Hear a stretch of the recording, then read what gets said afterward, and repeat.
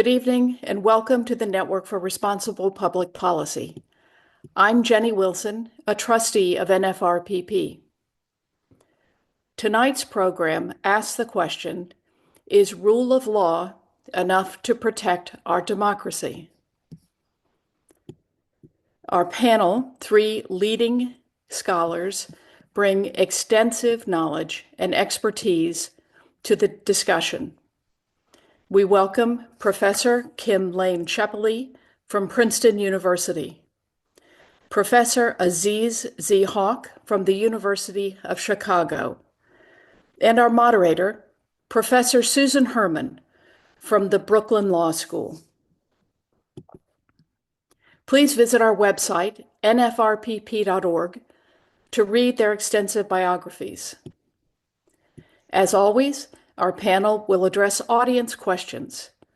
Please type your questions into the Q&A box and we'll respond to as many as possible. At the Network for Responsible Public Policy, we believe that exploring complex issues is at the root of finding solutions, from making meaningful choices to fostering understanding and hopefully to finding common ground. Tonight's program is a great example of what we do best, connecting experts with our audience to discuss timely issues. So if you agree with our mission, please consider supporting our work. Donor information can be found on our website. Before we start, we would like to recognize tonight's program sponsor, the McCourtney Institute for Democracy at Penn State University.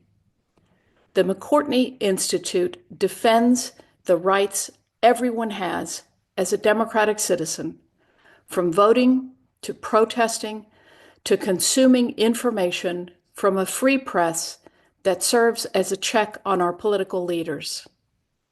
We are pleased to partner with the McCourtney Institute to bring tonight's important discussion.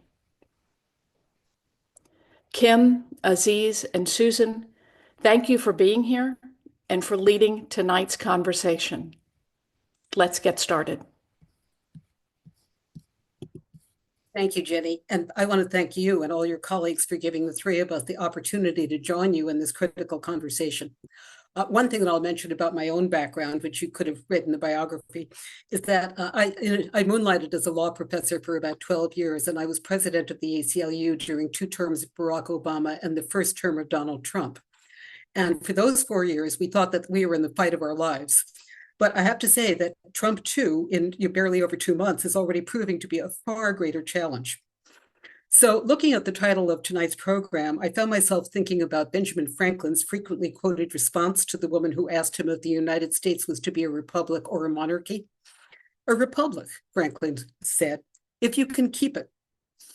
So over the past 9 weeks, Donald Trump has shown that he views himself as a monarch. He clearly feels that he can simply ignore the views of the majority of Americans, the truth, laws passed by Congress, and perhaps court orders as well. As Franklin suggested, republics and democracies are fragile, and they take work to maintain.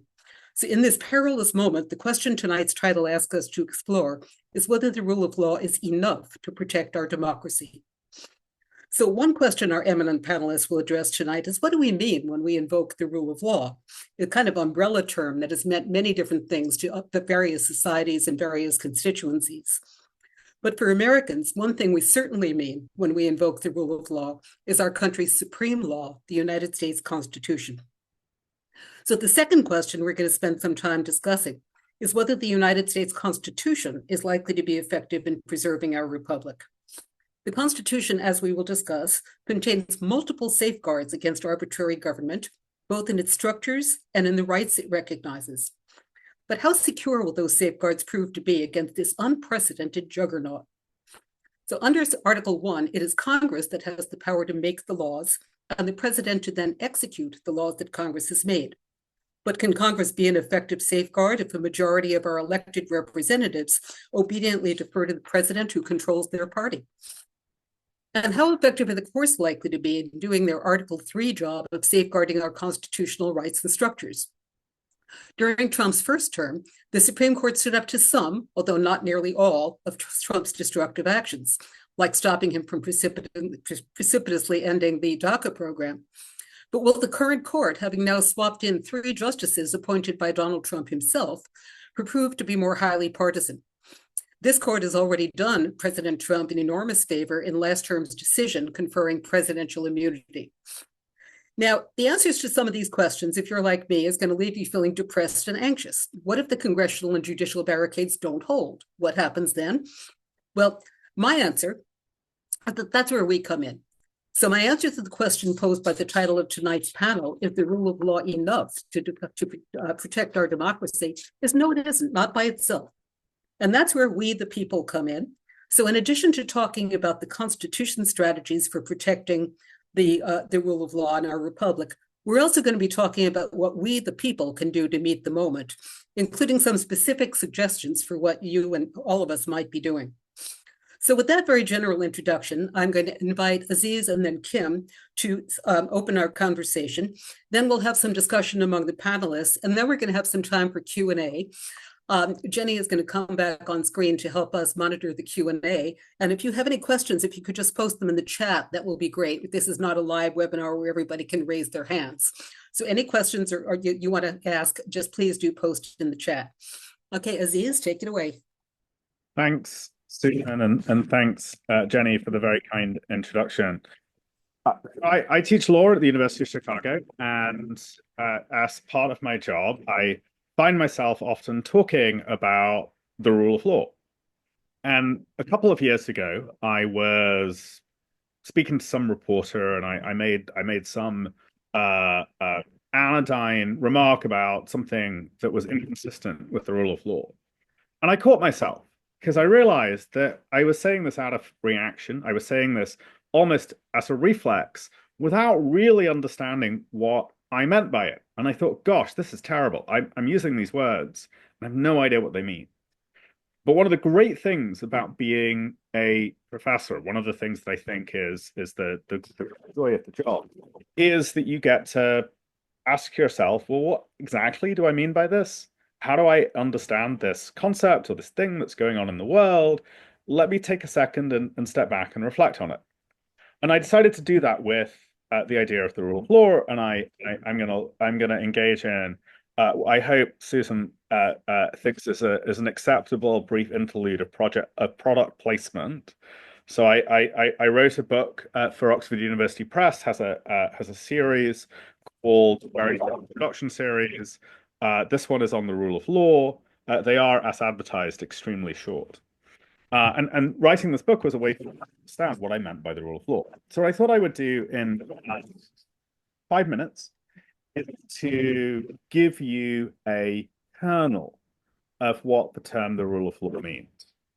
And I think that for that purpose, I need to say something about what kind of a word it is or what kind of a phrase it is, a little bit about where it comes from, and then identify 2 different ways in which it has become applied or understood in practice. I think the best way of thinking about the phrase the rule of law is to recognize that it is a term that we use to describe not just a single action, not just a single actor, but an entire legal system. A legal system is composed of a set of rules that are embodied in statute books, in case reporters, in regulations. It's comprised of a very complex set of actors, of courts, of lawyers, public defenders, prosecutors, legislators, officials within the executive, bureaucrats, and the like. All of that is the legal system. And the term the rule of law is an umbrella term, a term that we use to describe in one sweeping glance that entire system in a certain way. And the way that I would define the rule of law at its most abstract and general level is to say, we use the term the rule of law to describe a legal system that is in good working order. A legal system that is in good working order. This is a definition I owe to an Oxford philosopher called John Finnis. But that doesn't tell us very much. It tells us that we're talking about something really complex and that we're applying some kind of broad brush judgment with respect to that complex entity. Well, what kind of a judgment is it? Here's where I have to say something about history and then segue into particularities. It turns out that the phrase rule of law, although it has precursors, has a relatively recent origin in time and in space. Its origin is in the 1880s and in Oxford, in England, in a series of lectures given by a Victorian English scholar called A.V. Dicey. And Dicey offered a three-part definition of the rule of law as part of his account of English constitutionalism.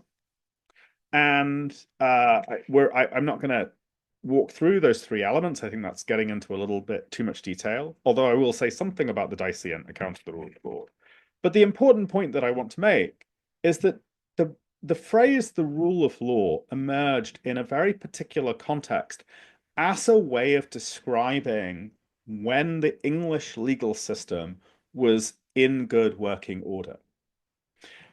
As the 20th century turned, as the 20th century opened, and as the challenges of the early 20th century blossomed, and of course we're all familiar with the central moral challenge posed in the early 20th century by Nazism, the phrase that Dicey had coined, the rule of law, was picked up by many different scholars, politicians, lawyers, even economists, and pressed into use as a way of describing what they thought a legal system should do, what they believe a good working legal system looked like.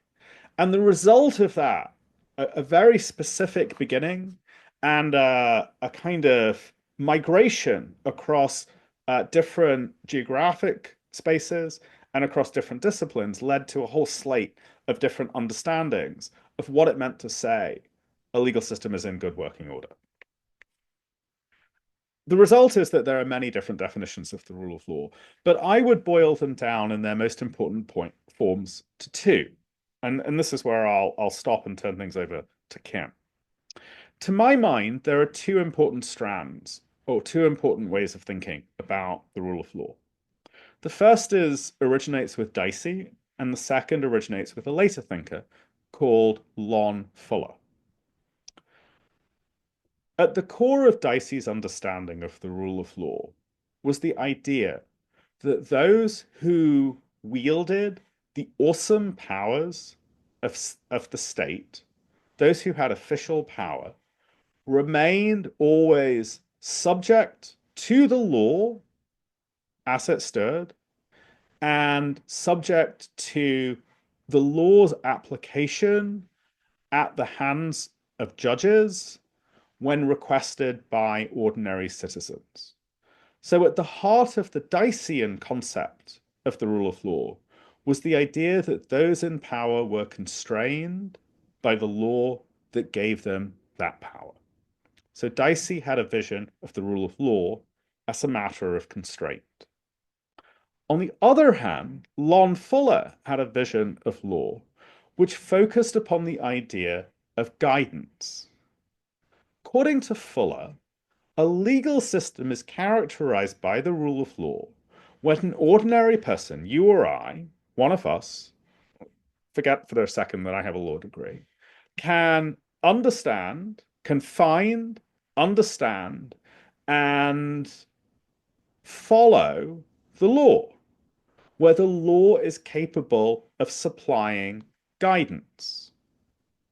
A legal system in which people cannot find or are rendered incapable of knowing what the law is because the person applying the law decides either to follow or to not follow the law at any given moment, is not a legal system that supplies guidance. So we have two conceptions of the rule of law. The rule of law as constraint and the rule of law as guidance. These two conceptions overlap with each other, but they are not the same as each other. And then the very last thing I will say is, remember always that those are descriptions of what the state of the legal system as a whole should be. They don't tell us in and of themselves how that state of affairs is elicited.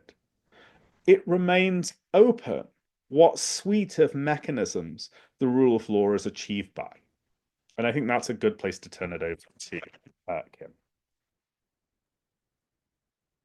Great. So I should pick it up from here. Oh, Susan, you're muted. Thank you. I wasn't going to say anything. What I just wanted to interject was, Aziz, we really appreciated the cameo appearance of your book. So I would like to invite both you and Kim to please post in the chat some of the many wonderful and smart things that you've written on the subject. I've had the occasion to read a few. So Aziz, if you want to get on that, tell people where they can find the book as opposed to just having seen it, and some of the articles that you've been writing as well as your big book. So Kim, where would you like to pick up? Right. So actually what I want to pick up is to fast forward to the present. So I think Aziz has given us a very good account of the history of this concept. And what's happened actually in relatively recent years, let's say in the last 20 years, is that the rule of law has become so important that everybody's in favor of it. People who agree on nothing else, okay? And one of the things that means is that the rule of law concept has become incredibly flexible. So you see people saying, like, what are the ideal rule of law countries in the world? And one of the countries that often pops up on the list is Singapore, which is very orderly. Law is public, it is clear, it is enforced as written, it has a lot of the desiderata that the author Lon Fuller that Aziz described. And yet, I think a lot of people would say that wasn't exactly what you meant by the rule of law, because it needs to have more than simple rules and regularities and a legal system that looks like it's in good working order. Perhaps it also needs to have something else, like, for example, it should be embedded in a democratic system, which Singapore is not. Or perhaps it actually has to substantively honor human rights, which Singapore mostly doesn't. Right? So you start to see what happens if you define, as most of the people who write about rule of law do, that law is mostly about a kind of set of abstract properties about a legal system without thinking about the broader context in which it's involved. And this is not a critique of Aziz. Aziz is actually, exactly recording what the academic literature on rule of law has said. So I want to take us, first of all, to a kind of broader perspective, and then to the way the rule of law is being undermined by people who are savvy enough to know the kind of things that Aziz mentioned. So first, rule of law is to me, is a sort of one piece of a family of concepts. And what's the family of concepts? There's rule of law, there's democracy, there's human rights, as Susan foreshadowed, sort of constitutionalism, right? So a system of law that actually is committed to a set of principles, that are usually contained in the constitution of the country, but may be contained in the traditions of that country. And so when you single out rule of law to define it by itself, and it's not necessarily connected to all those things, it's quite possible for the rule of law to come to lose some of the importance that these definitions attribute to it. And this is where I want to say that what's happened in the last 20 years is that people who want to be autocrats, people who want to be essentially dictators in their own countries, have learned that the best way to become a dictator, because people don't see you're doing it and because it's harder to criticize, best way to become a dictator is to turn the law against itself, often following a lot of the definitions, the formal definitions of rule of law as secure, stable, predictable, etc. So let me just say something about one of the things that I've been writing about, which is what I called autocratic legalism. Okay. And what is that? So this is what happens when you get a ruler. And these days, there's a whole bunch of countries that are engaged in what we call backsliding, which is to say that they used to be much more robust democracies. They used to have much more robust protections of rights. They used to have much more robust checks and balances. And they used to have legal systems in even better working order, right? And so what you see happening around the world is that people who aspire to be autocrats enter the electoral process, and the first time they come to power, they win elections that are free and fair, according to the rule of law, which is to say election systems have complex legal rules that govern them, and the autocrats play by the rules the first time, and then they come to win elections. And then what do? They consolidate their power so that they can't be removed by changing the law, often in a very orderly process. So, for example, I worked for many years in Hungary, which was after the fall of the Soviet Union, one of the most robust democracies in Eastern Europe. It was the country that everybody said was the country with the greatest chance of success, unless you were Polish, in which case you said Poland was. There was a lively debate between Hungary and Poland, but the point was that there were a couple countries that kind of sprang out to the front of the pack. And Hungary is a country that has, since 2010, fallen the farthest, the fastest of any country on record from being what the political scientists call a consolidated democracy into being a hybrid regime or competitive, electorally competitive system where, in some sense, the ruler's there forever. And how did that happen? It happened because when Viktor Orban came to power in 2010, he started changing all of the laws. I might add there was something that also was happening in Latin America a bit before this. The winning country in the democracy race in Latin America had been Venezuela. 40 years of a stable democracy, everybody thought, and again, sort of high levels of rule of law compliance. When Hugo Chavez came to power in 1999, I think it was 88, 90, 1998, I always forget, he did the same thing that Viktor Orban did. So what was this? Within a year of coming to power, both men rewrote the constitutions of their country, following a procedure that was laid down in law. So from the outside, you say, this is the rule of law, following the rules laid down. You're changing the law. You have a popular mandate because you've been elected. You bring into being a new constitution. In some cases, the people ratify this constitution, in some cases not. But the point is that you rewrite the whole legal system.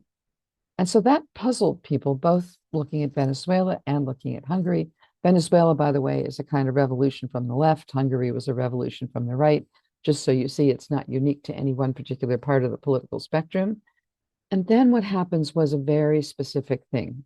The laws that were enacted dismantled checks on executive power. They either captured the parliament or made it irrelevant because suddenly governing by decree was something that was not only acceptable, but became normal. Capturing the courts by either changing the way the judiciary is elected, by reforming the courts. For example, in Hungary, one of the neat tricks they used was to take what was basically a civil service judiciary and lower the retirement age from 70 to 62, lopping off the most senior judgeships, many of the court leaders, and opening up a space for them to appoint their own people. Upending the civil service. So you change the civil service law by law, and then that enables you to fire a whole bunch of people so that the bureaucracy is removed. The people removed from the bureaucracy are the people not in your favor.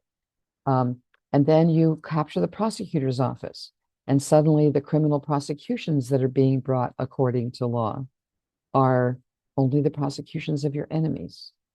Then you go after the media. Maybe the media need a new regulatory scheme. Maybe you need to loosen the libel laws a bit because, after all, discussion has gotten kind of uncivil. And by the time all these lawsuits are brought against the media, they have no more financial backing and they start to collapse. Harassing the civil sector. Suddenly, the civil sector needs regulation. There was one little trick that they used in Hungary where all the people who were working with asylum seekers were then, when the asylum seekers were turned down, charged with violating the law against human trafficking, because after all, they had assisted someone in crossing a border illegally, and then all the lawyers were prosecuted under trafficking law, which had been written down before the prosecutions. And so and then, the final stage before it's all over as a democracy is rewriting the election law, which your nicely captured parliament will certify is the best election law for the country. I'm telling you all these steps because these all happened in Hungary, they happened in Venezuela, and now I would say they're all happening in the United States. And it's coming under the guise of law. It comes in the form of legal pronouncements. It comes in the form of trying to enforce that new law. And the justification of it is that the person who's bringing in this new law was elected in a free and fair election. So I've been calling this autocratic legalism because you can follow the forms of the rule of law without having any commitment to the content of what rule of law is supposed to be for, which is to create a system in which law is not abusive. Okay. And all of the formal legality that accompanies the collapse of democracies these days is something that honors the letter of the rule of law. Everything is done pursuant to a legal enactment, but actually violates its spirit.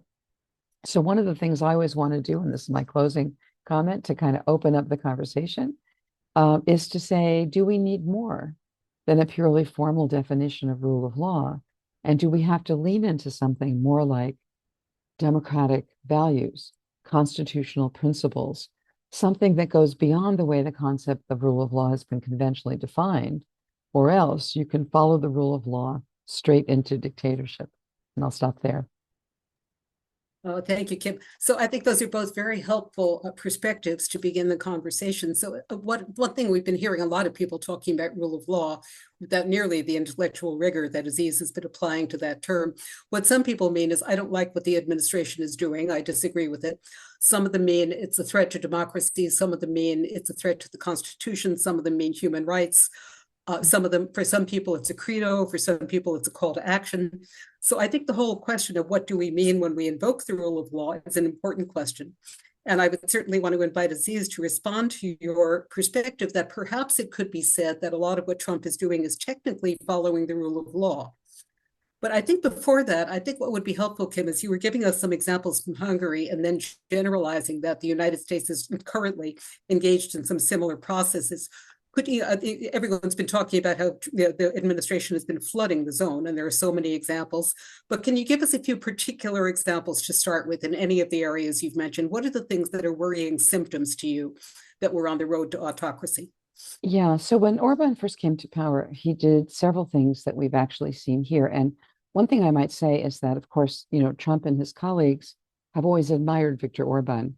Trump constantly calls him out as somebody that he admires when he can remember what country he's from. Once he called Orban the president of Turkey, which is not true. He's from Hungary.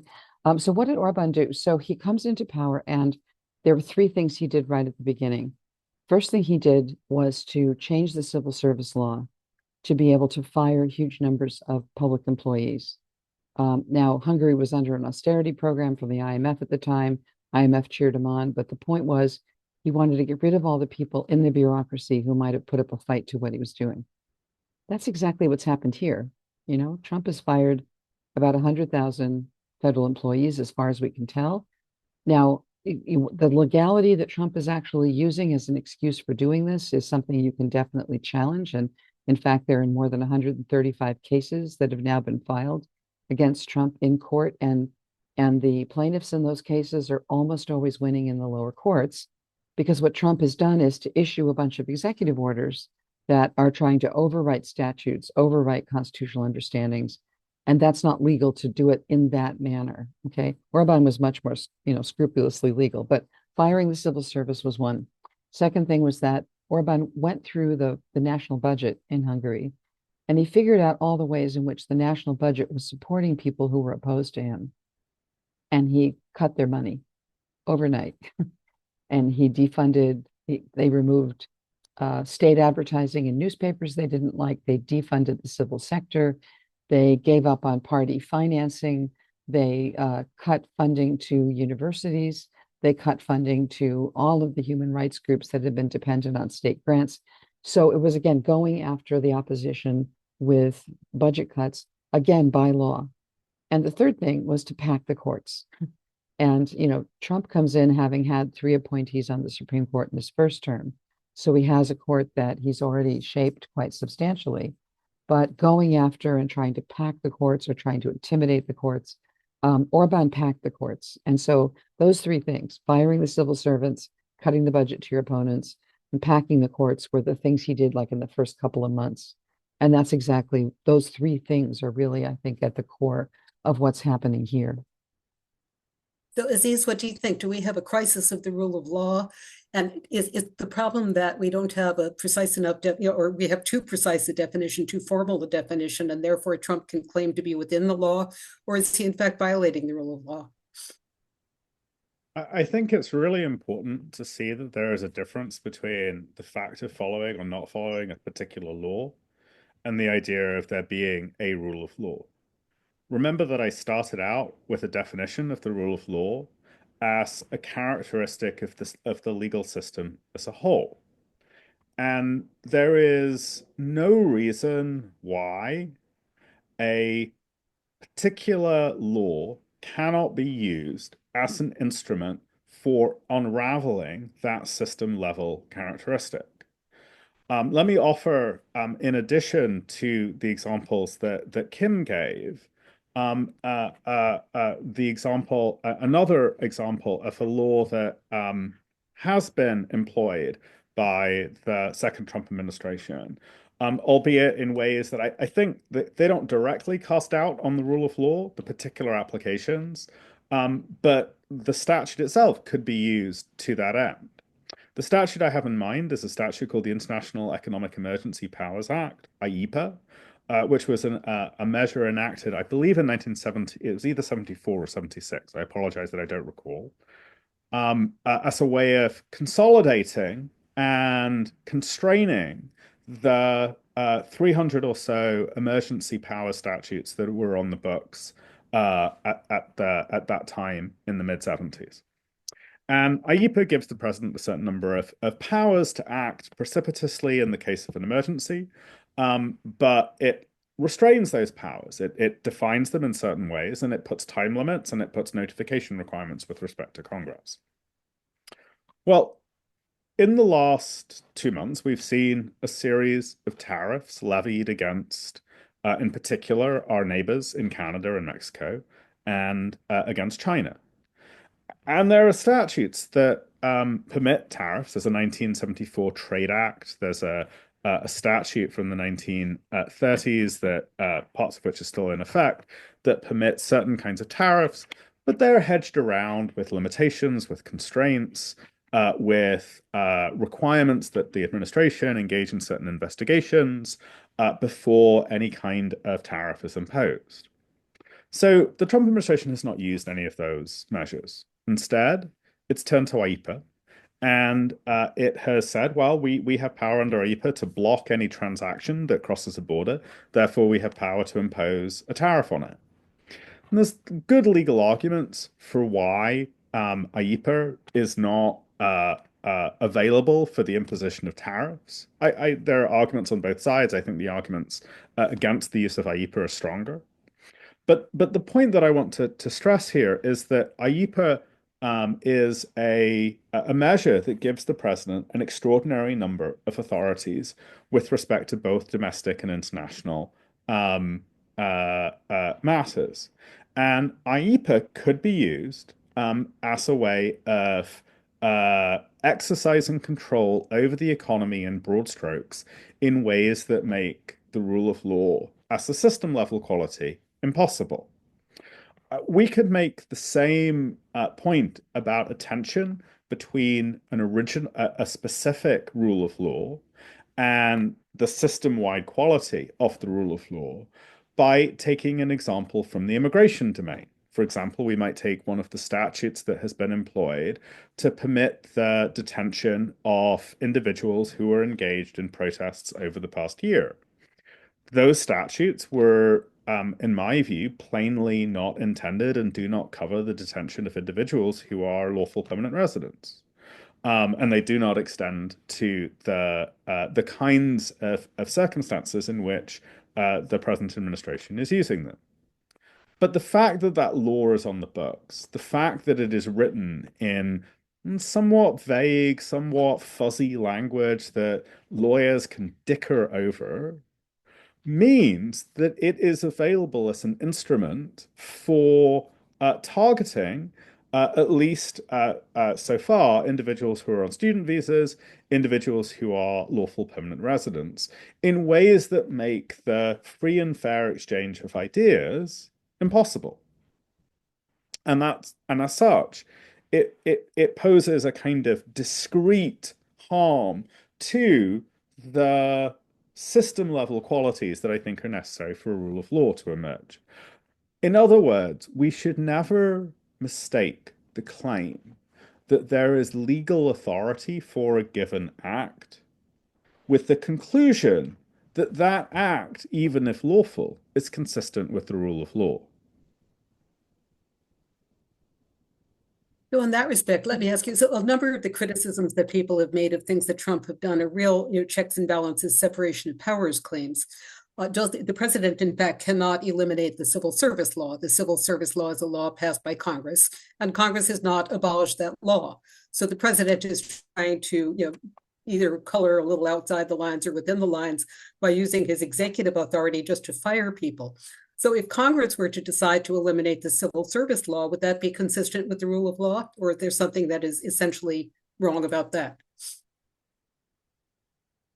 I think that's I don't think that that's a binary question or a question Okay. that lends itself to a binary answer, because even in the absence of the suite of civil service laws going back to the Pendleton Act of 1833, there would be a set of constitutional constraints that flow from the Due Process Clause and the First Amendment that shield, in some measure, civil servants from arbitrary or unfair treatment. And the question would be, are those protections adequate such that at the level of the system, the law was operating, or the law continued to be operated by these officials in a way that satisfied either the constraint or the notice understanding of the rule of law? If I can, Good answer. Kib, do you want to jump in on yeah, I that? just wanted to jump in on that and say, I think that where Aziz and I both want to go, is that it's not enough to say that there is a system of rules that were changed according to other rules in the system, that you need something else to say whether that those kinds of changes actually realize something bigger than sheer legality, right? And then the question is, where does that something bigger come from?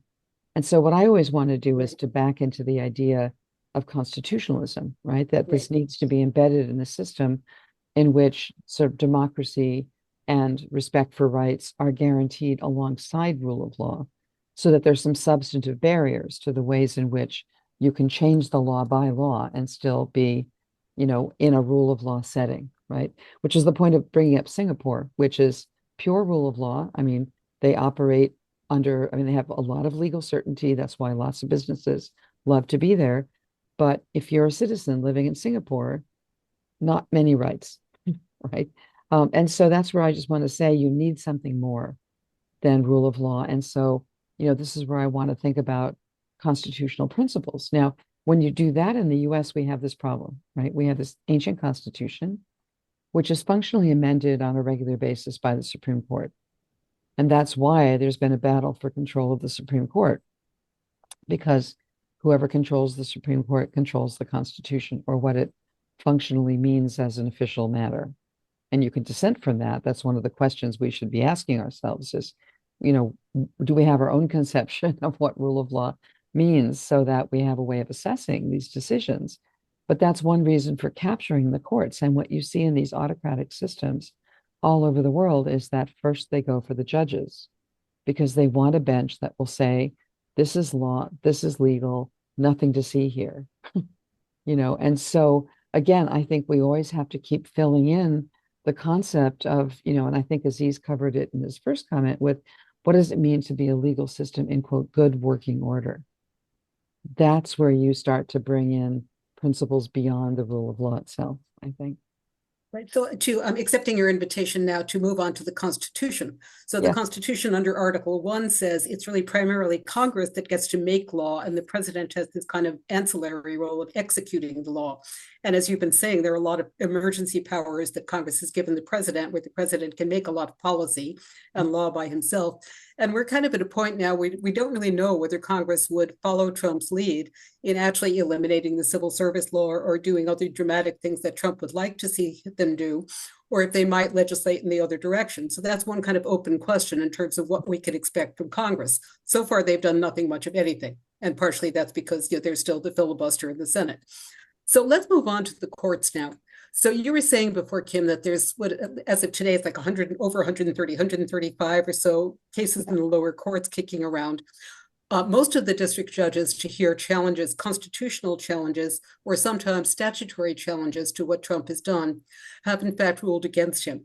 So Aziz, since you have been writing a lot about this, could you start us off with talking about some of the lower court litigation? Which cases are especially significant to you?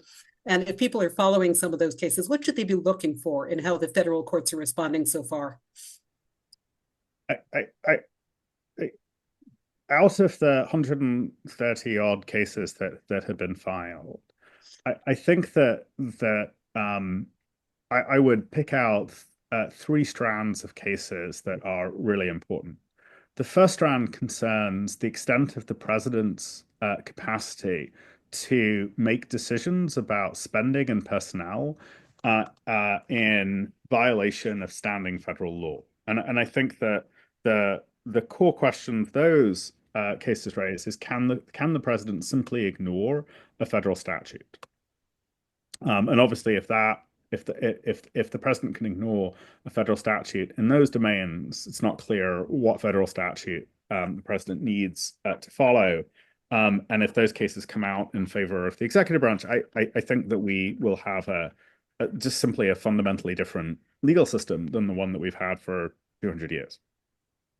The second class of cases are about the president's control over high-level officials and whether they can be hired or fired. And this is a question on which the Supreme Court, which is quite conservative, has signaled very, very clearly that it intends to grant the president's broad power to make firing decisions. And so I would expect in that domain for the president to prevail. What I think will be interesting or is worth watching there is if the court allows the president this authority to make decisions about when to fire senior officials, does it carve out any class of officials for whom that danger poses, for whom that power poses a profound risk to either democracy or simply the country in ordinary working order?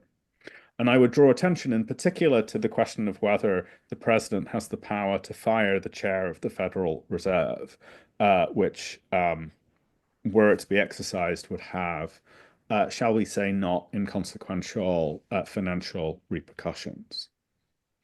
The third cluster of cases, which I think goes to the heart of our democratic system, albeit in a very different way, are the class of cases which involve the individual physical liberty of particular human beings.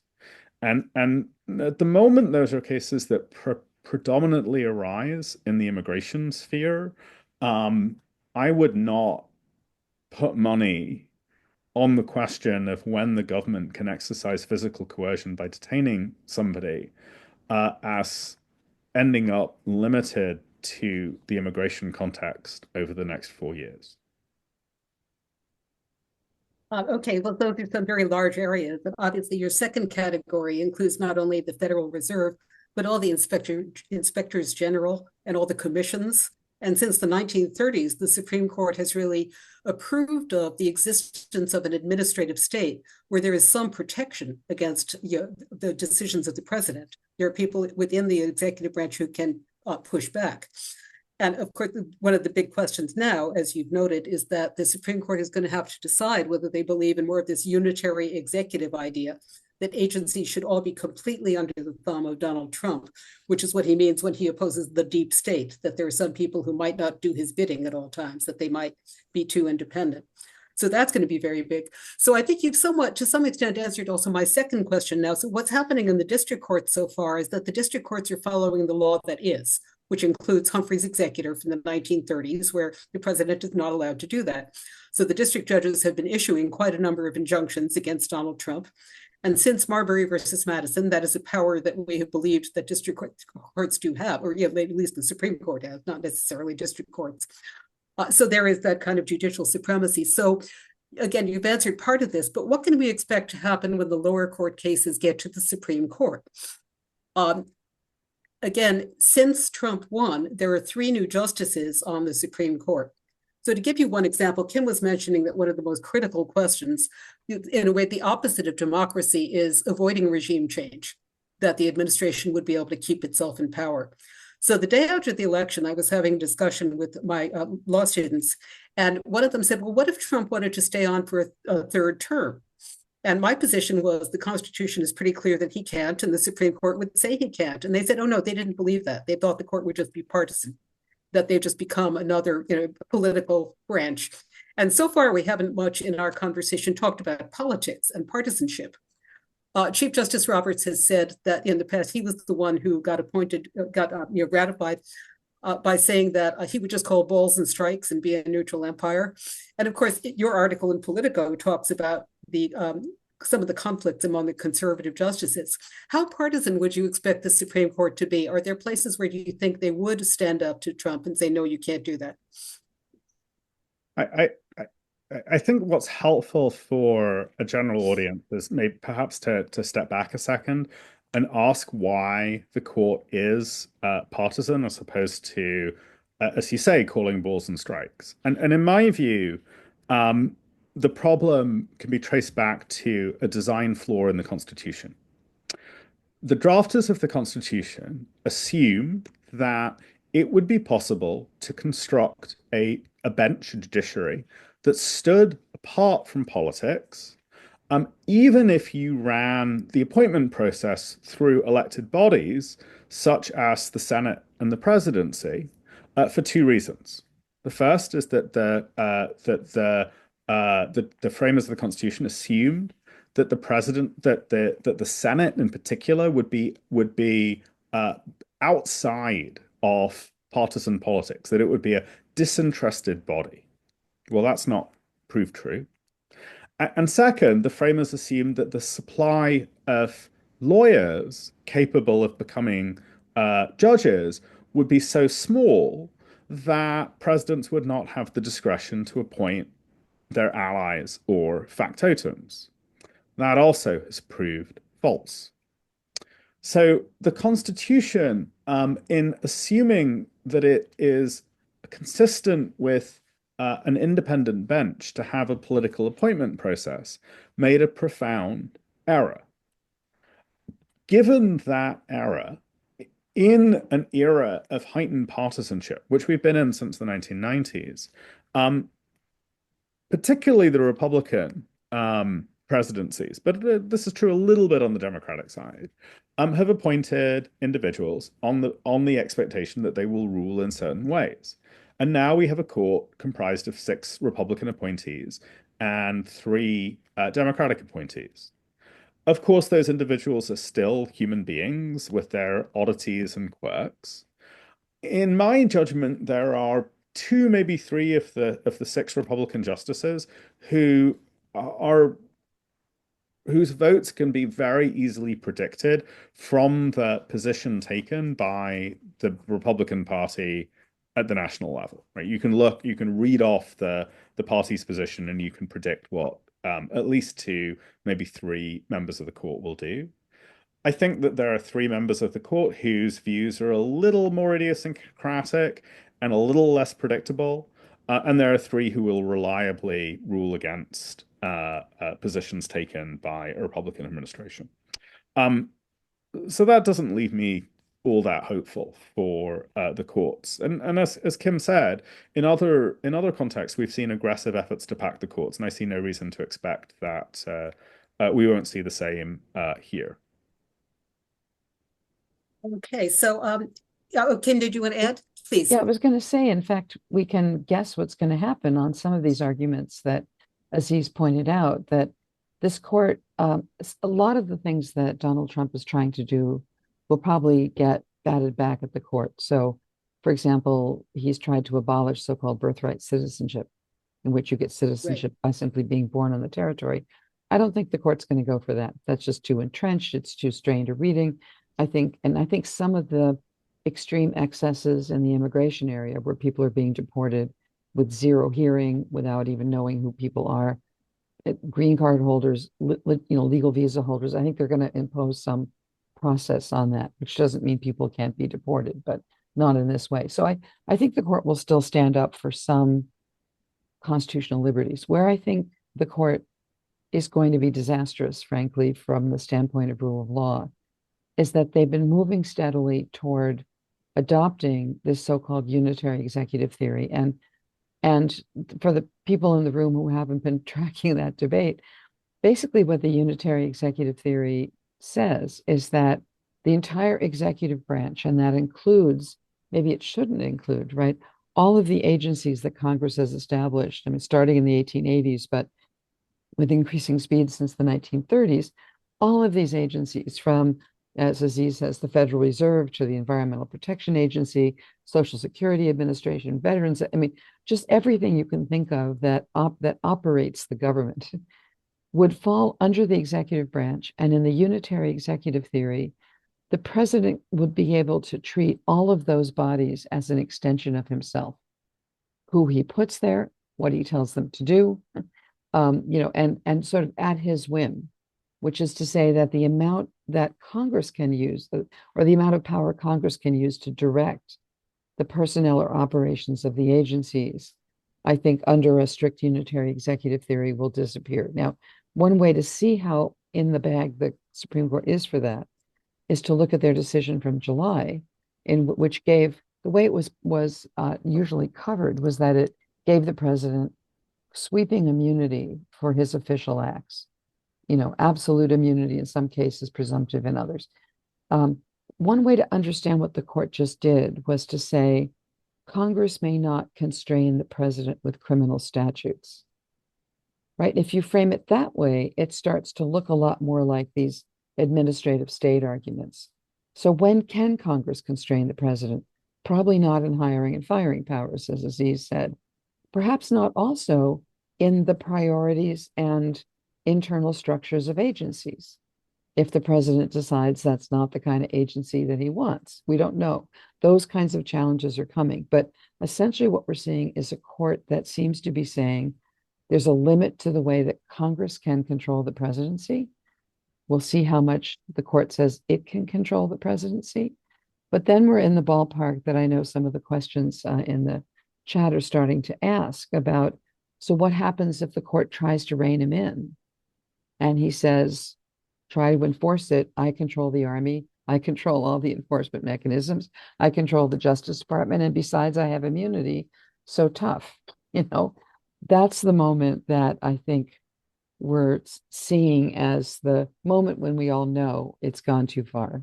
I want us to stop that before that happens. That's clearly too far. But again, we're moving toward an unconstrained executive, which is the essence of autocratic government. One way that the Trump administration is attempting to prevent that showdown from happening is to totally disempower the courts.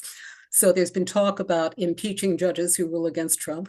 And that Chief Justice Roberts actually made an unusual public statement saying you can't do that just because judges disagree with you, kind of putting the lie to Trump's theory that these are corrupt, stupid judges who are violating the rule of law. Another is the attempt to eliminate nationwide injunctions that one district court cannot, in fact, order the government to do, to follow a law throughout the country, as opposed to just with respect to the one person bringing the case. And then recently, Mike Johnson has actually threatened to totally eliminate the federal courts, which is something Congress technically has the power to do under Article 3, or just cutting off their budgets. So Aziz, how seriously do you take those threats to the very existence of the Fed and power of the federal judiciary? I think that the better way to think about those threats is efforts to bully the courts into reaching certain outcomes without the need to actually pull the trigger on any given threat. There is a body of political science research that suggests that courts are actually pretty sensitive to that kind of political persuasion. They operate, in other words, in the shadow of political discourse. And the clearest example of this is the shift in constitutional law that occurs in the early 1930s as the FDR administration ruminates and pushes forward on the idea of court packing. Um, it's interesting to reflect that one of the perhaps major strategic mistakes of the Biden administration was its decision, rather than to press on the criticisms that were aired of the Supreme Court up through 2020, rather than pushing forward on those, to establish what was in effect a talking shop of 4 dozen plus law professors of various persuasions, which, as law professors inevitably do, buried an interesting set of ideas in a tidal wave of verbosity. I can say that because I often do that myself. But the effect of doing that was to completely negate any kind of political pressure on courts. And of course, what we're seeing today is the inverse of that, is that it's pricing immense political strain on courts, even if these threats don't materialize, in part because of the filibuster that you mentioned, Susan. Right. So we've been talking about the federal court's ruling in these highly political cases, the challenges to Trump. And my prediction, Kim, is the same as yours. I think that the Supreme Court, Justice Barrett and Chief Justice Roberts care a lot about the reputation of the court, and that the court appear to be neutral. They at least want that bigly. So I think that they're likely in a couple of high-profile cases, and I would agree, probably birthright citizenship, to rule against Trump and then kind of give him everything else he asks for. So that's the political side. But what consequence is there of the president and Congress and all these people and their bully pulpit speaking out against the courts and how you shouldn't pay attention to them?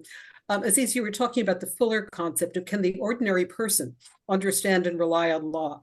So what does this do to the ability of the ordinary person to go into court, and to their confidence that they can go into court and get a neutral and fair hearing? I think it depends upon what kind of case is at issue. I think in many of the ordinary matters that all of us or people on this listening to this conversation will go into court on, questions of, has a landlord violated a lease? Has this contract with your cell phone provider been broken, or something of that kind? The law will continue to operate in the way that it always has operated. But if you're a perceived enemy of the administration, if you're, for example, a researcher at Princeton or Brooklyn or the University of Chicago who's been doing work on the experience of LGBTQ kids in the foster care system, and you have a contract with the federal government for money to support that research, and you receive a letter that says, as many individuals have, this grant is terminated because we don't like the subject matter, because it's inconsistent with our priorities. The fact that the federal government has no power to void that contract because of its preferences, as opposed to some ground that is set forth in the original contract, that fact may or may not protect you when you go into court.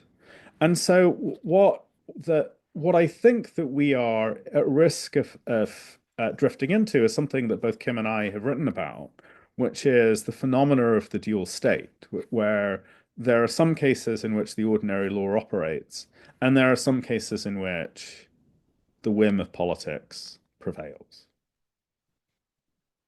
Thank you for that. So I think that, to sum up very briefly, very generally so far, I think all three of us are tending to think that the answer to will the Congress or the courts be enough to protect our democracy? The answer is we don't think they're really going to rise to the occasion and do as much as any of us would like to see them do to push back on this assault on democracy. So these in your piece in the London Review of Books, you talked about the Constitution's other strategy, in addition to the structural strategies, and the reliance on civic society. And you talked at the time about universities, about the press, and the opportunities that the Constitution has for pressure, counter pressure to try to constrain what the government is doing that will belong to people who are not internal to government, but who are external. Now, since then, since you wrote that, there's been a whole other set of attacks on the legal profession. So just to give one example, the president, as we all know, called executive order called Preventing Abuse of the Legal System on the Federal Courts, has attacked a number of law firms which represented Democrats. And that essentially, there's talk in the executive order about how they lied and they were corrupt and blah, blah, blah. But basically, it was that they were opposing his interests. So one law firm that the president went after, Perkins Coie, brought a lawsuit in federal court, and the judge is inclined to issue them an injunction because, in fact, the district court finds that that does violate their constitutional rights. But meanwhile, that law firm has lost a client a day, they said to the court. Another law firm, Paul Weiss, an eminent law firm in New York, made a deal with the administration to avoid the sanctions because they said it was existential. They were going to lose too many clients and too many employees, and they just couldn't do it. So after that, you hear a lot of other people talking in law firms and law schools at universities all over the place, saying we better just keep our heads down because we're afraid that we're going to be punished. So could you talk about that phenomenon and the possibility of collective action? And is the criticism of Paul Weiss fair that they should have stood up for this, even if it meant self-sacrifice?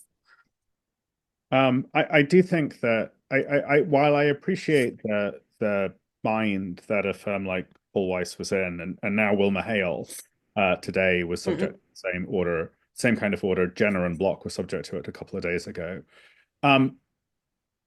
It is the case that it's hard to see how a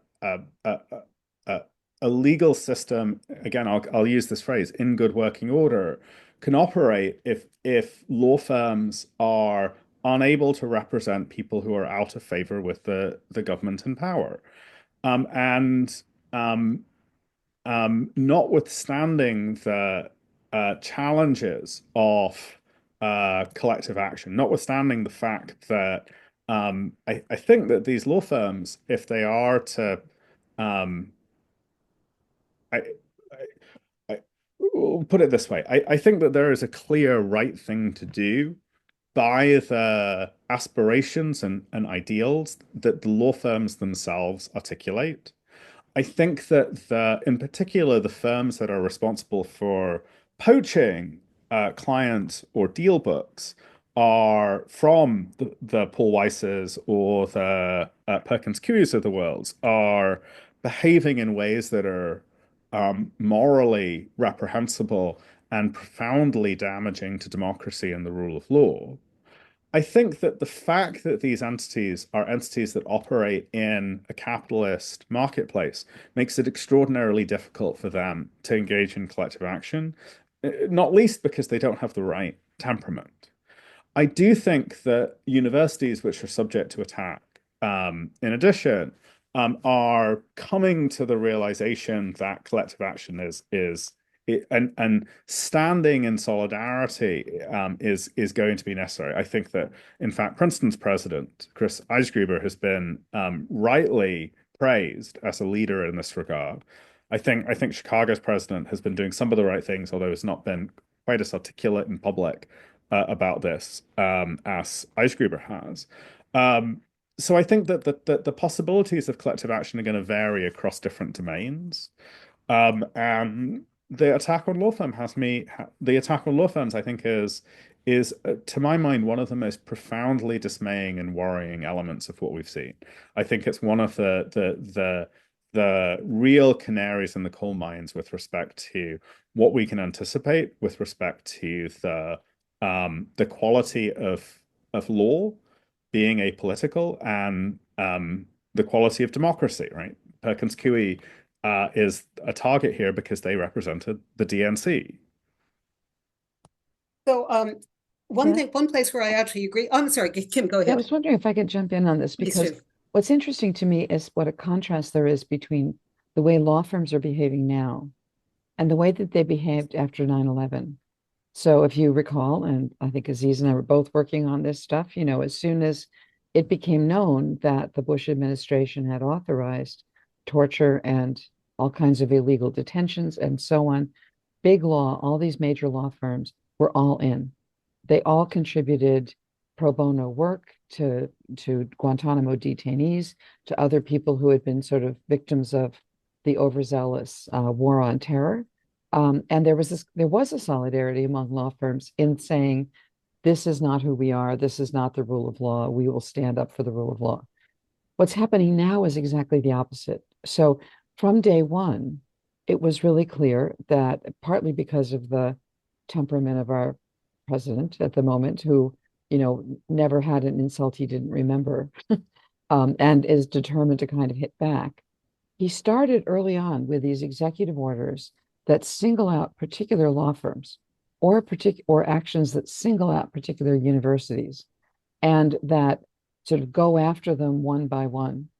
And once everybody realizes that if you've hit him the wrong way, he's going to come back and attack you, then the logic of this is totally different than after 9/11, right?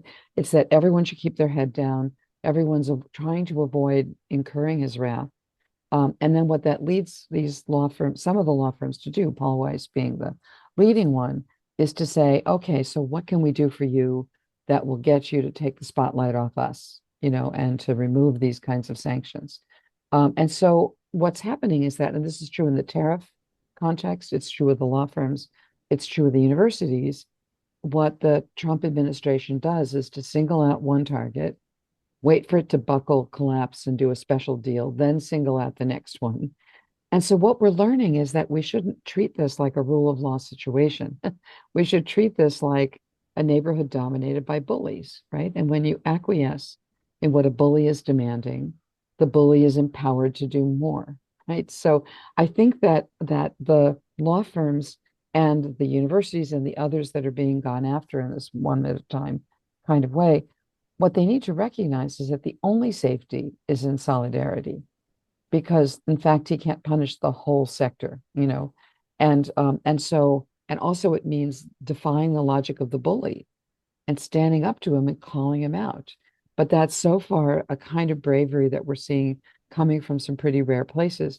I feel lucky to be at Princeton, where our president, Chris Eisgruber, who's also not coincidentally a constitutional law professor, wrote this piece in the Atlantic. I just linked to it in the chat. But our university is really unusual in that regard. And so other universities are just hoping not to be noticed right now. Ditto with these law firms. So,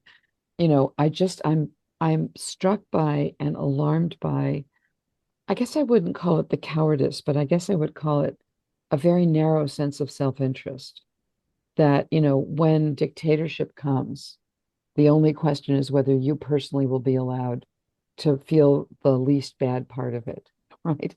But that's, again, all the other dictatorships I've seen that are oncoming have that same logic, and Viktor Orban, who did like everything everywhere all at once at the beginning, just like Trump is doing, one of the effects of that strategy is to also demobilize and to first of all, uh, deconsolidate the opposition. Everybody's out for themselves when things are moving that quickly. But also the point is to demobilize the others who aren't directly attacked. And I'm afraid that strategy is really working for now until people realize how close we are to losing a democracy in autocracy. That's why I keep wanting to switch the topic from rule of law, where we have this superficial, all these legal orders are flying, all of Trump's lawyers are saying now the law is something else. Move it from that to saying, what is this in service of? And it's no longer in service of a democratic government.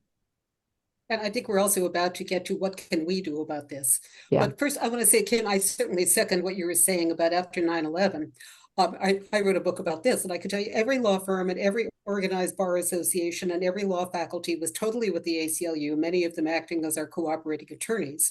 Whereas this time, there has been a reaction from organized bar associations in New York City, Boston, Los Angeles, San Francisco. You notice anything in common? One of the places where I actually agree with what President Trump said in his executive order is that if lawyers lie to the court, they shouldn't be lawyers, they should be disbarred. Now, interestingly enough, one thing that we have not mentioned, another check in the Constitution, is federalism. It is states that control the process of licensing lawyers. So it has already happened that a lawyer who told lies in court on behalf of Donald Trump has been disbarred. That person's name was Rudy Giuliani, and he was disbarred in New York. So I was talking the other day to a friend of mine in Texas who said, "Oh well, if lawyers lie to the courts, if Trump's lawyers start, giving alternative facts to the courts, they will be disbarred." I said to him, "You mean even in Texas?" And he believed that would happen. So have you seen enough signs of bipartisanship among judges, among lawyers, among the bar, among anybody to give you hope that in fact it's not only going to be Republicans and Democrats having two different sets of realities? Yeah. Well, so let me just say one thing about the blue states and about the bar associations. Recently, and I don't know I think the voting is still going on, but there's an election right now in the District of Columbia for the leadership of the bar there. Right. And Pam Bondi, who is the current Attorney General, launched a campaign with all these other Trump appointees to take over the DC bar, and which is right now not in the hands of Trump loyalists. And I think part of the reason why they wanted to do that is that many of the lies that are being told by this administration are being told in the federal courts in the District of Columbia, where the DC bar would have jurisdiction. And so, it seems to me that was part of this effort to just take over the bar association so that it couldn't do that. So that's just one thing. But let me say one thing about federalism, because I do think this has been one of the really remarkable things that's been happening. So many of us who have looked at collapsing democracies in other parts of the world saw what is happening now in the US coming from a long way off. And my big puzzle is, why didn't more people in the US see it coming? The Biden administration might have been able to autocracy proof more of the federal government than it did. It just didn't do it. The Democrats had had both houses of Congress and the presidency for a while. They didn't focus on this. But who did? Turns out the blue state attorneys general, they started meeting a year before the election. And they said, what if Trump is elected? Are we ready? What can we do? They studied Project 2025. They tracked all of Trump's speeches. They were meeting weekly for a year before the election. And since the election met, they've been meeting even more often. And since inauguration, as I understand it, they meet every morning at 4 o'clock in the morning, California time, 7 a.m., East Coast time. And these 23 state attorneys general look, and try to figure out, where can we litigate? Where can we push this stuff back? And so they filed, I think they filed 8 or 9 really major cases, and they've been entering as amici in a lot of other cases, and more will be coming. So that's one of the areas of the pushback. And here's one of the really interesting things about the blue state AG strategy. So as you mentioned, Susan, there was a kind of pushback against single district judges issuing nationwide injunctions. Never mind that actually the red state attorneys general pioneered that strategy in Texas and a few other states.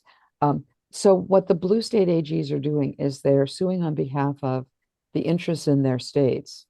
And then they go, let me just give one example. There was a point when on a late Friday night a couple of weeks ago, the National Institutes of Health, which is the largest biomedical funder in the world, and a funder on which almost all research universities are heavily dependent, they announced on a Friday night that the so-called overhead rate, which is the amount that gets added to a grant to pay for the rest of university functions, that overhead rate was going to be reduced from about 60 to 70% at most universities to 15% starting on that Monday. Would have bankrupted a lot of universities almost immediately. Yeah. So it was the blue state AGs that jumped in. They got they got statements from affidavits from a whole bunch of universities in their states. They filed a case in the District of Massachusetts. They got a temporary restraining order by later in the day. And here's the beauty of it. The TRO and then later preliminary injunction only applied in the blue states. So that meant the NIH sudden lowering of the overhead rate hit only the red state universities. Okay, now I don't wish this on the red states because it's devastating. On the other hand, it means that the Trump policy pain is felt by the people who vote for him. And so one of the vectors of change here could be that if people who voted for him see what the consequences are, they may be more inclined to put pressure on their representatives and to vote differently the next time. And so that was also part of the AG strategy, was to shift the pain from nationwide pain to red state pain. I mean, how to say, I don't want anyone to feel pain, right? But if you're going to do it, that's a politically savvy way to do it. So I think I want to raise one more area before we turn to Q&A and then end up with some ideas about what can we all do about this. But first, I think in case anyone needs any humor, it's all Black humor these days. But Stephen Colbert said a week or two after the election, he said, I thought if Trump got elected, he'd do the worst things I could imagine. He said, turns out I don't have much of an imagination. What makes me feel that way, that who could have imagined this, is the absolutely Orwellian destruction of 110,000 pages on government websites that have just gone dark. And that style manual that says you're not allowed to use words like gay or marginalized or injustice. Or And so, female. Kim, you were talking the other day about what we can do about that, what some of us can do about that. So could you talk about that?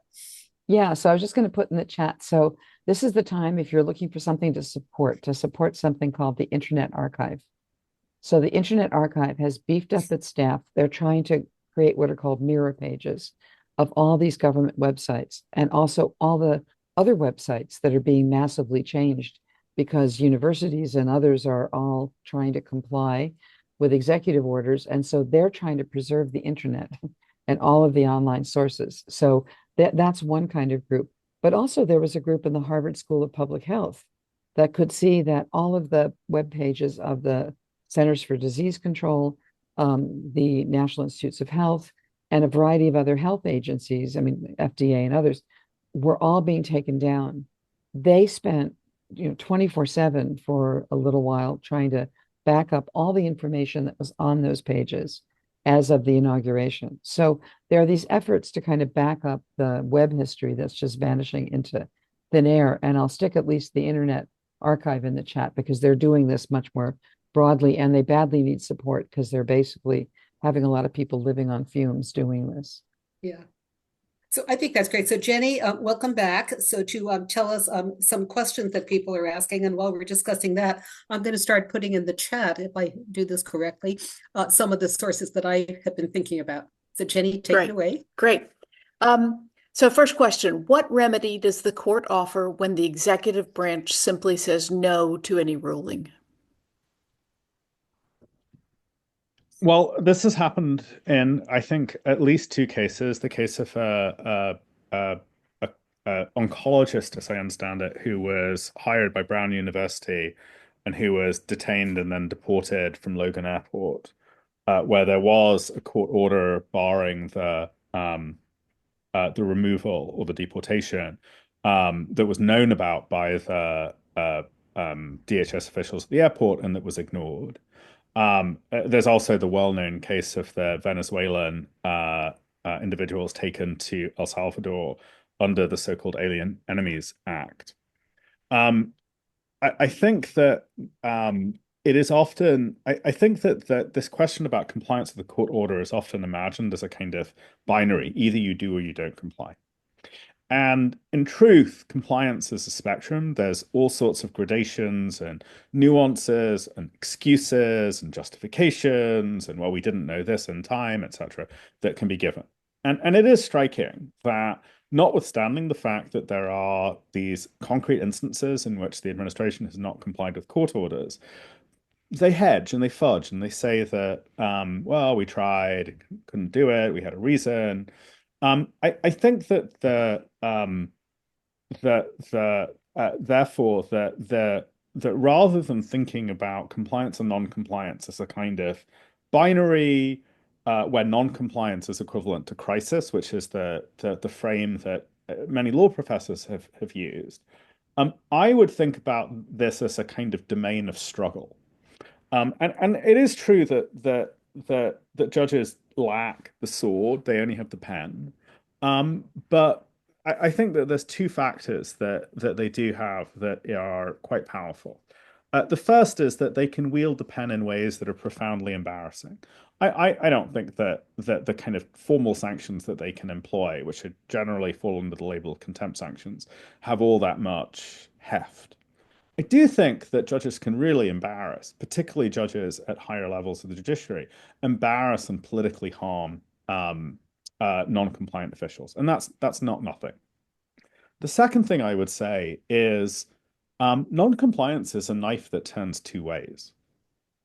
And I think that the administration, which has, as we see, I think most crisply in the tariff context, is very eager to see itself as being capable and demonstrating its capacity by being aggressive, but giving very little thought to the question of what follows after that initial act of aggression. I think exactly that dynamic, which we are now seeing play out in the tariff context, is going to play out in the judicial compliance context. Because once it is the case that the president or a subordinate says, I do not need to comply with a court order, who else can say the same thing? I don't think that's a question they've asked themselves. Yeah, and if I can Kim, add to anything? Yeah, I was going to add to that by saying that Dahlia Lithwick has come up with a really good slogan to kind of describe this, where she says, you know, you have this court order, who can enforce it if the administration holds all the keys to enforcement? And she said there is an army that can enforce it, and the army is us, right? Which is to say, when there's a defiance of a court order, it's kind of a moment when you can mobilize people to basically come out and protest. Because ultimately, at least for a while, this we hope will continue to be a democracy in which the voices of lots of people matter. And so this was something that I saw happen in other countries that were on the way down. In Hungary, whenever the government tried to defy a court order at the beginning before they'd captured the courts, you'd see the public opinion of the government just drop in a week, and then when it would comply, it would kind of come back. So we need to kind of, and that doesn't just happen by itself, unless there's some mobilization around the idea that court orders should be followed. What I'm worried about, because we know that overt defiance in big cases tends to have that effect. What I'm worried about is what we're seeing, which is the Trump administration.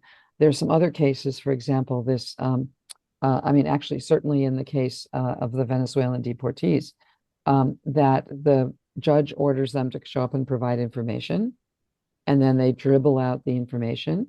Then they claim to be complying without providing the information that they're complying.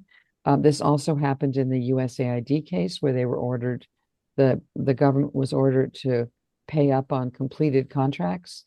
And it turns out none of the plaintiffs got their money. So then the government said, well, we're trying to fix the system. We don't, we will do it. We will do it sometime. So these aren't overt defiances. These are wafflings, right?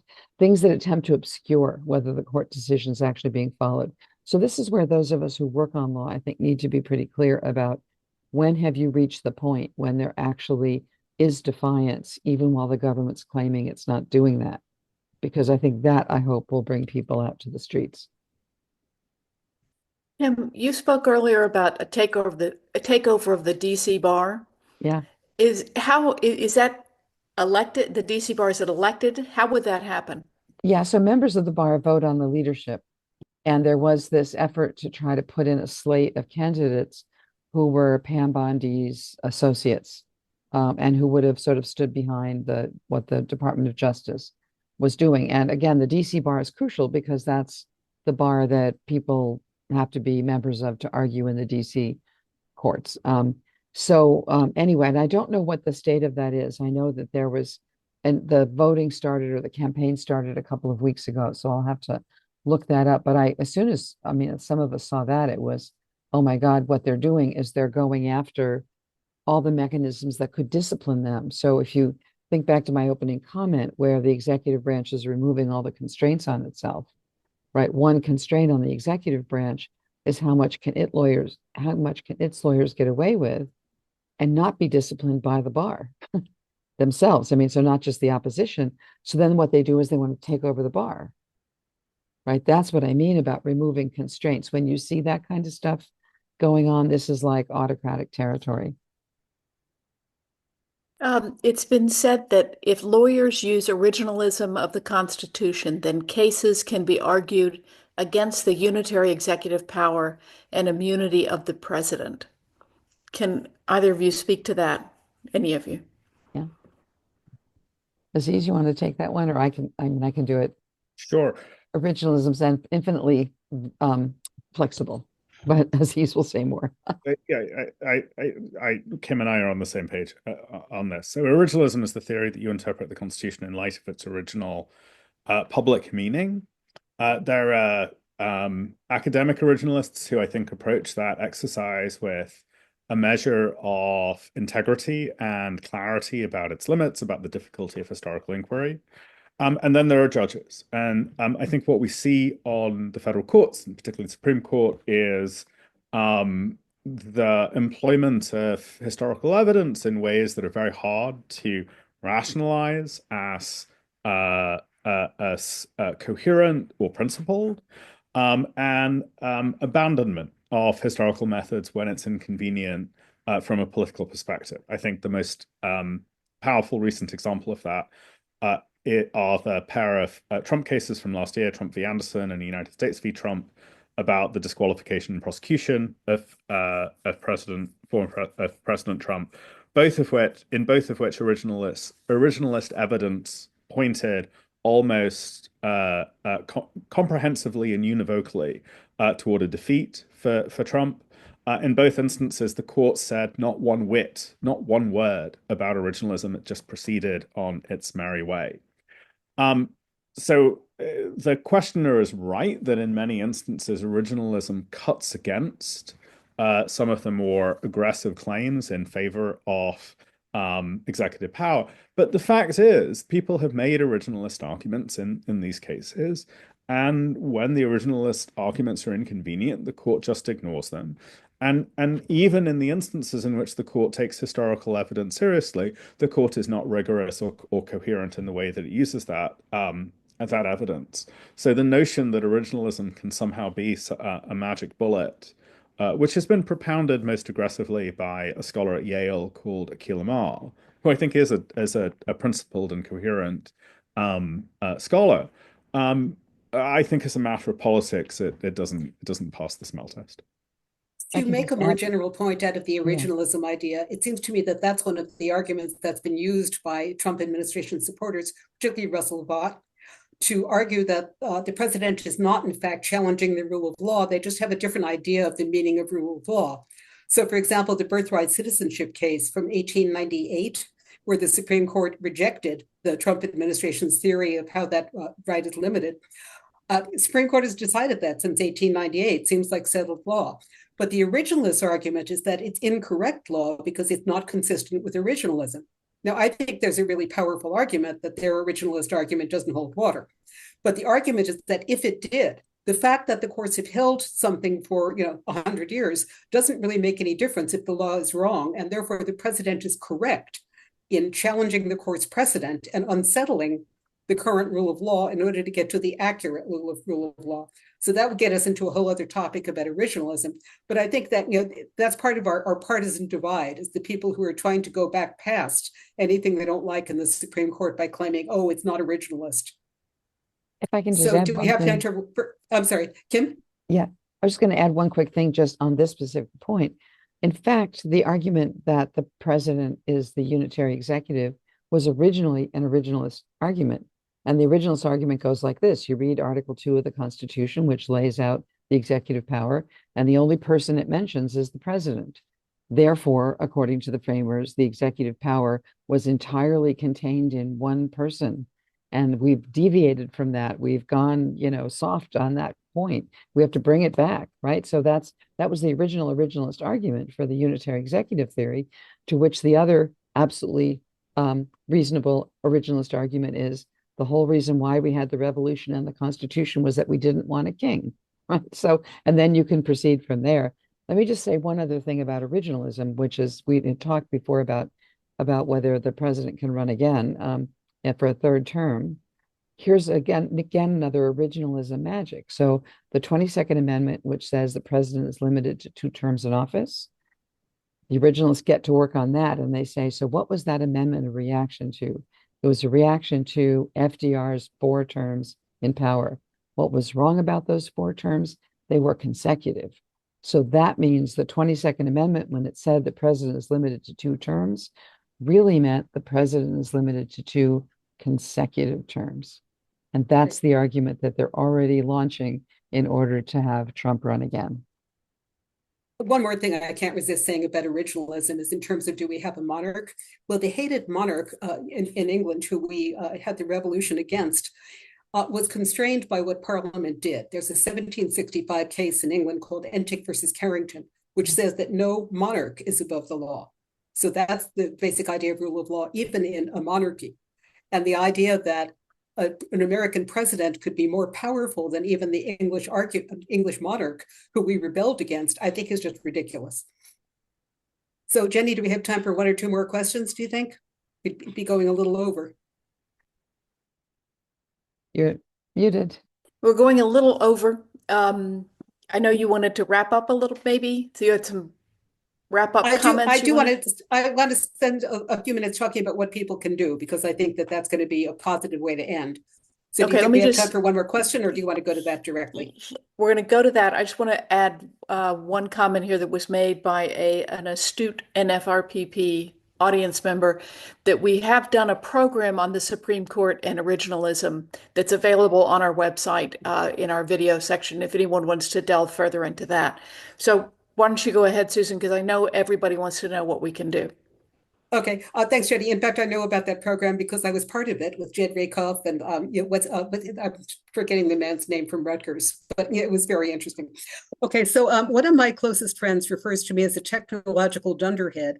So I have not been able to call up the links that I wanted to actually post. I can send them in for the website, but meanwhile, can I just share my screen and show you? That is You're showing us your Zoom screen. I do not want to show you that. I'm going to try once more, and then I will declare myself to be a technological dunderhead. And I think this is the one. Yeah. Okay. Okay, there we are. Okay, so what I want to say is, what can we do? So we the people, and we are the ultimate rulers of the government, not any monarch and not any president. So I think that the number one thing we should all be thinking about is exercising our First Amendment right of free speech, not keeping our heads down, and just talking to people. Talk to everybody about why you don't agree with what the government is doing if you don't. I think one very good piece of advice that people have been giving is, this is so daunting that there's so many things going on, but just choose 1 or 2 of the issues that are most important to you and just talk them up. In addition to talking to people, lobby. Lobby your elected representatives on the state, local, and federal levels. There is a great website and app called 5 Calls. If you haven't met that, and they make it really easy. You put in your zip code and they give you the telephone numbers for your representative and your senators.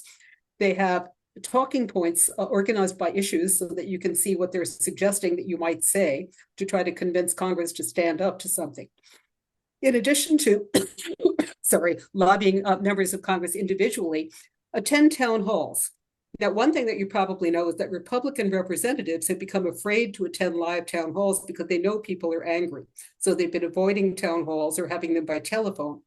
So Indivisible has this great program called Missing Members Town Halls, which are ways to embarrass the people who will not hold town halls by holding a town hall and having a cardboard cutout of the member or something like that. So that website will tell you how to do that. Kim was suggesting the third thing, of course, is support organizations, so you don't have to do it by yourself, political or legal organizations. Kim was mentioning the Internet Archive. I, of course, will mention the ACLU, which so far this administration in 9 weeks has already filed over 60 lawsuits, and they need help to do that. In addition, during Trump 1, in addition to all the litigation, the ACLU launched a program that I think is great. It's an initiative called People Power, which is to make everybody in the country a volunteer. The ACLU has affiliates in every state, and People Power volunteers getting together during Trump 1 were among the forces that convinced many cities to push back against the administration's draconian immigration policies by becoming sanctuary cities like Phoenix, Arizona, etc. So you can look and see what actions are being recommended by being a member of People Power. A third initiative that really appeals to me is that Jamie Raskin, the Democrat representative from Maryland, has been recommending that we all take advantage of our right under the Freedom of Information Act to file a demand to find out what personal data DOJ has on each of us. And he has filed at the link that you'll get. It has a fillable form that you can use to send DOJ a request to find out what personal data they have about you. And what he was hoping was that thousands and thousands of people would do that. That, I think, is part of the know your rights idea. Everybody needs to really be very careful about their rights these days. In addition to joining organizations, you could also, I think, need to think about mobilizing your professional and affinity organizations. Kim was mentioning the Internet Archive. There are librarians working on truth and preservation of information. One initiative that I liked a lot is a very prominent labor lawyer has started a volunteer network for fired federal employees. As Kim was mentioning, there have been 100,000 fired federal employees. Not all of them can afford lawyers. So this one labor lawyer has started a network where volunteer lawyers can offer to get training and to assist federal employees who don't know where else to turn. I was not comfortable giving people the link to her email, but I put my email on the bottom. So if you're lawyers or if you know lawyers who might like to do that, you could send me an email and I will connect you. Kim has already posted Mobilize, Take to the Streets. The site that I actually had linked to this for the Women's March is one called See You in the Streets. And you probably know that the Women's March on April 5th is not only for women, and it's not only in DC, there are going to be versions of it all around the country. So I'm hoping that Kim and Aziz will post more things if you have any more recommendations of things that you can do, because I think sharing information at this point about what works and just what we can do to save our republic is very important. And one other thing that I'm going to also provide for the newsletter is there is a film that was produced by Kerry Washington during Trump 1 called The Fight. It's still available for streaming. And it's a very inspiring film about 4 or 5 ACLU lawyers bringing cases against the Trump administration the first time on issues like family separation, LGBT issues, abortion. And I think it's just so interesting to see how that litigation worked. Again, Trump 2 is different, but we're hoping that in some ways we can make it less different than it was and be able to push back. So I think that ending where we began, I want to thank Aziz and Kim very much for your wonderful participation, for a great conversation. You can look forward to getting in the newsletter any additional suggestions that Jenny harvests or whoever else harvests from the chat about suggestions about what you can do.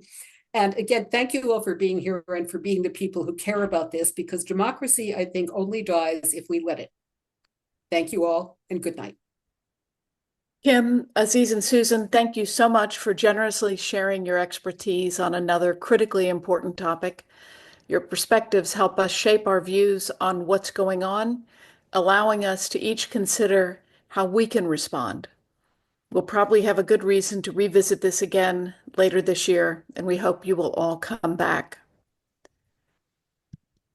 I'd also like to thank our partner, the McCartney Institute at Penn State University. We encourage you to visit their website, democracy.psu.edu, sign up for their newsletter, and connect with their Democracy Works podcast series. Please join us next week on Thursday, April 3rd at 7:30 p.m.